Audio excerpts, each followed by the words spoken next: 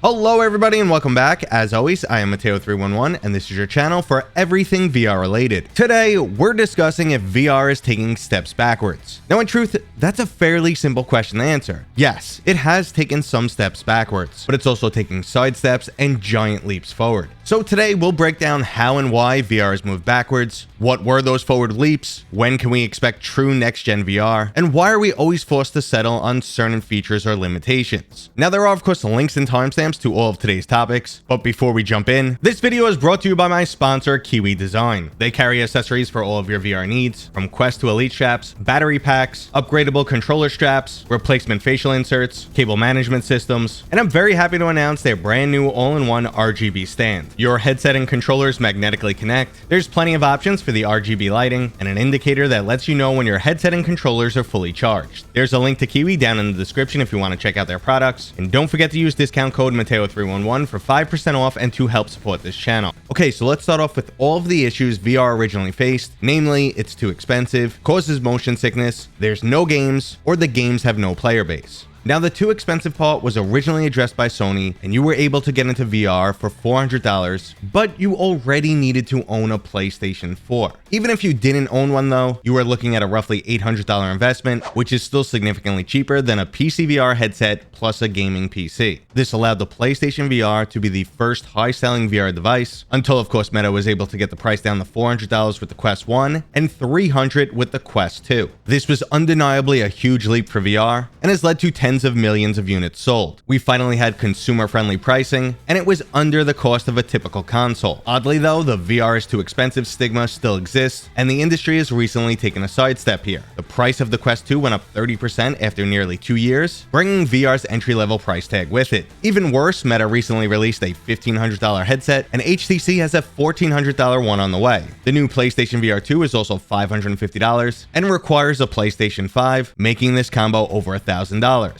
And while some PC VR headsets have come down in price, the Index still retails for $1,000, so even though the cost of entry for VR hasn't raised that much, to the rest of the outside world it still looks pretty darn expensive. Now, as we move into motion sickness, I am happy to report that the industry has made some huge leaps here, with both better performing and more optimized hardware, plus plenty of software tricks from developers, have made VR into a much more comfortable experience. While motion sickness still remains, 95% of users either eventually overcome it and experience little to no discomfort. Unfortunately though, there is a percentage that's more susceptible, and an even smaller fraction of individuals will just never get comfortable with VR. Now, even though most individuals will be able to handle VR, all it takes is one truly bad experience for you to become an absolute VR hater. So while the industry has made significant leaps here, I don't believe this issue will ever 100% be resolved. Now, the gaming front is a bit of a mixed bag. There's currently hundreds of VR titles, so this is obviously a huge leap forward, but after the success of the Quest and Quest 2, development switched to focusing on mobile devices. With this, graphics, mechanics, and overall project scope took a significant hit. In fact, some PC VR games were even downgraded to accommodate cross-platform with Quest, and while there are exceptions and Quest development has come a significant way with titles like Bone Lab and Red Matter 2, they pale in comparison to some PC VR games we were getting back in 2019. There's no question though that the VR player base has taken a huge step in the right direction, going from having to schedule online matches in a Discord channel to having tons of servers constantly populated. This is definitely something that both players and developers alike needed for the future of VR. Historically, when it comes to PC VR, only the best of the best are left standing, and all other multiplayer games dry up quite quickly. Now, we'll get back to the topic of games later on, but for now, let's focus on the significant upgrades that the hardware itself has seen. Some of the original VR headsets didn't include speakers, had low resolution screens, expected you to sit in place and use a gamepad, and had a myriad of other issues such as the screen door effect and excessive glare. Clearly, VR is in a much better position now with higher resolution screens, larger FOVs, built-in speakers, and multiple wireless options. The more recent upgrades include pancake lenses, which significantly increase edge-to-edge clarity and cut down on the overall bulk of the headset. Now, while Pimax claims we're headed into VR 3.0 territory, it still feels like we're yet to truly hit version 2.0. Many issues like screen door effect and comfort have been resolved, but other technical aspects like raw horsepower, battery life, standalone capabilities, and price are all competing against one another, forcing users to make concessions. So what do we actually need for a true next-gen VR headset? Now, obviously, this section is subjective, and there's plenty of room for debate, but mobile VR is most likely the future, but it's gonna need to get a lot more powerful. Now, while we'd all love to see 12K screens running in our VR headsets, something like 2160 by 2160 per eye strikes the perfect balance. There's honestly no point in going much higher on a mobile device, because the vast majority of Quest 2 games can't run at that native resolution anyway. Additionally, pancake lenses are such a big update that once you use them, you never want to go back. The inclusion of eye tracking is a debatable feature, but at this resolution, eye track-based foveated rendering would only give a small performance boost. Now, the headset would also need a handful of top quality games and come in around $500 or less. Now, next generation VR is an arbitrary term, and I only describe it in two ways. First, it provides upgrades that the vast majority of the VR user base want to see, and secondly, it's a device that vastly grows the VR industry. Now, I'm actually extremely pumped for the PlayStation VR 2, but you could see based on my criteria, I don't even consider this headset next generation.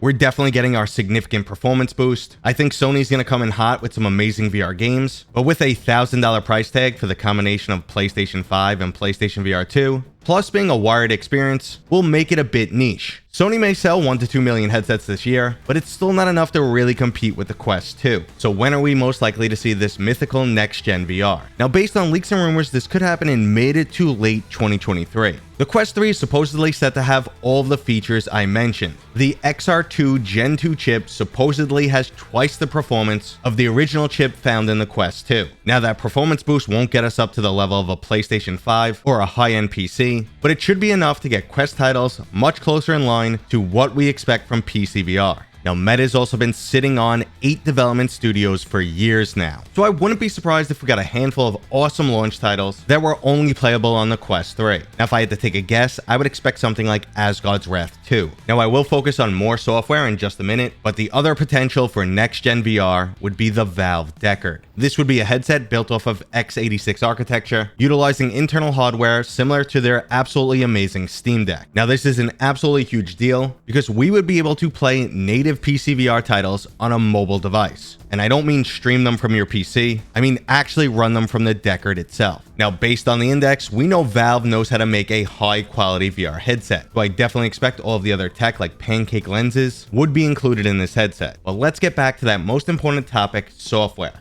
I doubt, or at least hope, Valve wouldn't make the same mistake twice. You can't release a great VR headset and just one VR game. That's just not enough. I'm really hoping for something like a mobile version of Half-Life Alyx, that brand new game Neon Prime, and then older titles from their orange box to be ported into VR. That right there would be the killer combo. But let's focus in a bit more on games. Sony is coming in hot with both AAA VR games and objectively better versions of existing VR titles. There's Resident Evil Village, a Resident Evil 4 remake in the works, enhanced versions of games like No Man's Sky, Tales from the Galaxy's Edge, and most recently, the developers of Song and Smoke said that their PlayStation VR 2 version will significantly rival the PC version. Overall, they have a massive lineup of games and some really good looking exclusive titles. I already mentioned what Valve could do when they released the Deckard, but just to reiterate, that's ports of their older orange box titles, a mobile version of Half-Life Alyx, and their new game Neon Prime. Now, it's been quite some time since we've seen Meta-funded titles, but like I previously stated, they've been sitting on 8 studios for years now. So maybe in 2023, they'll finally give us both the hardware and games that we've been waiting for. But I want to know what you guys think down in the comments right now. Do you have high hopes on one company over another? Do you not care that the PlayStation VR 2 is corded? Or what are your overall expectations for 2023?